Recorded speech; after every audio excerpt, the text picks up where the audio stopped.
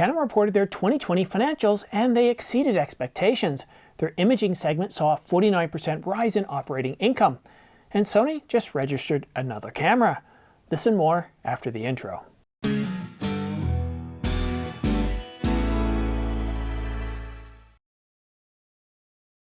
Hi, I'm Simon. Thanks for tuning in to The Ordinary Filmmaker. Subscribe to get notification of new videos like this one so you don't miss any news, rumors, gear reviews, or tutorials.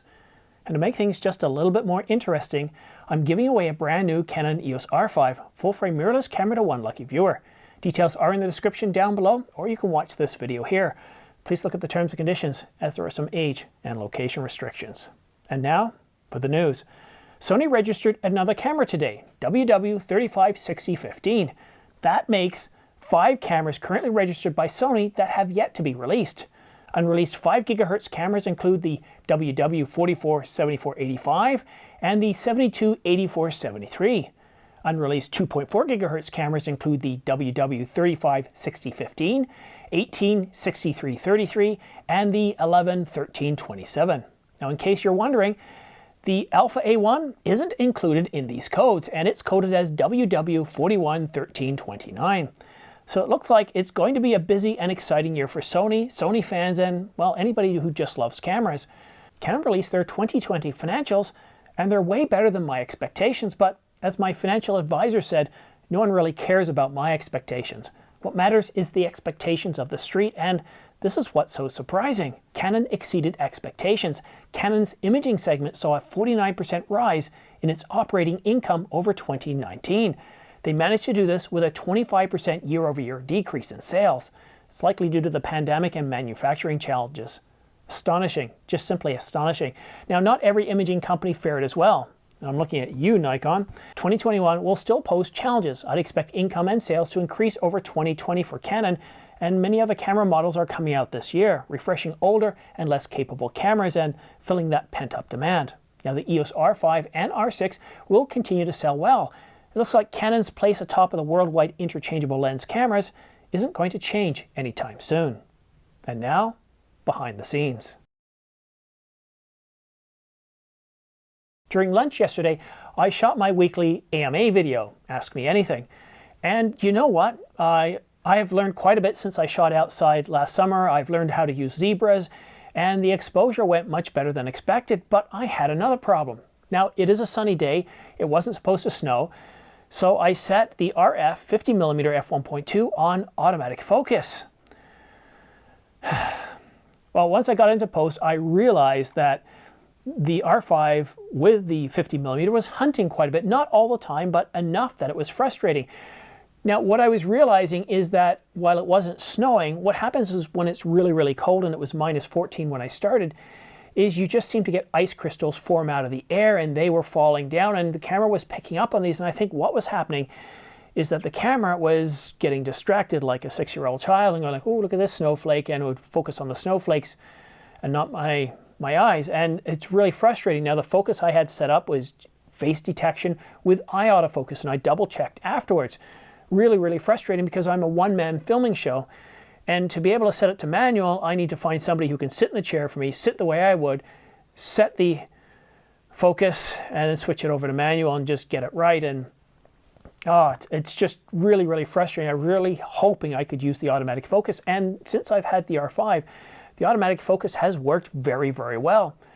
But in this situation, it didn't. Now, I thought about reshooting it, and I thought, you know what, I'm going to leave it in there. I want you to see what happens when you do have snow. And I'm not talking a major snow like I shot what it was, I think a week ago, maybe 2 weeks ago, and it was snowing quite a bit. So I understand bigger flakes that capture it, the attention of the camera. But in this case, these are really, really small flakes. They're basically ice crystals forming out of the air or being blown off trees or something, and it wasn't anything big enough. But yeah, I was not impressed with the autofocus system, and the firmware that I'm using is firmware 1.2. It's the latest firmware to date, but yeah, really, really frustrating.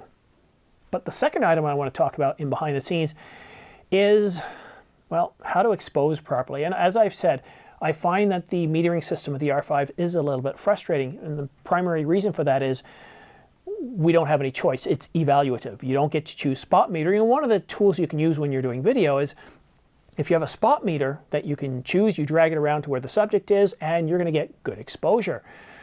I don't like using histograms because, well, a histogram doesn't really give you much information. And, you know, like if you've got nothing else on your camera, you don't have any zebras, you don't have waveforms, you don't have an external monitor or any other external recorder or anything else to hook up, then yeah, histogram is probably going to be the best thing you've got, but don't expect great results time after time. Some of the best tools to use, for example, zebras is a pretty good tool. So spot metering that I mentioned is a good tool.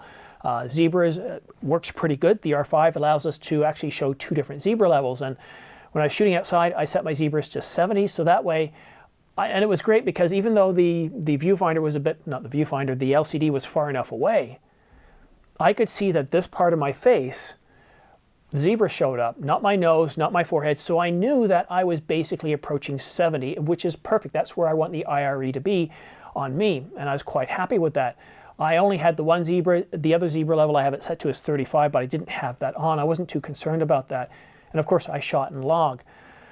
Now, I think external monitors and recorders really help because then you can move into more advanced metering tools such as waveforms and vector scopes. So that's really one of the best tools out there. But I also like false colors, and somebody did ask me last week if I used false colors, and well, if I've got a choice between waveforms and vector scopes, I'm not going to use false colors.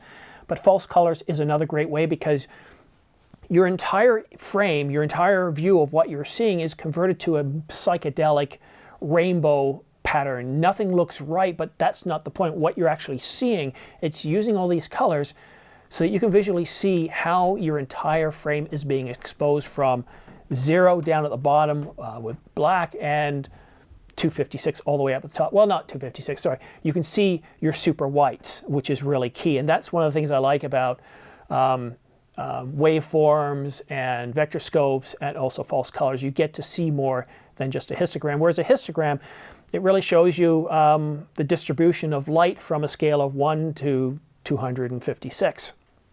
It's a statistical tool, and of course once you press record, that's gone. Whereas zebras, you can see them while you're recording, and that's one of the benefits of zebras. I like it. Whereas a histogram, not very helpful for video.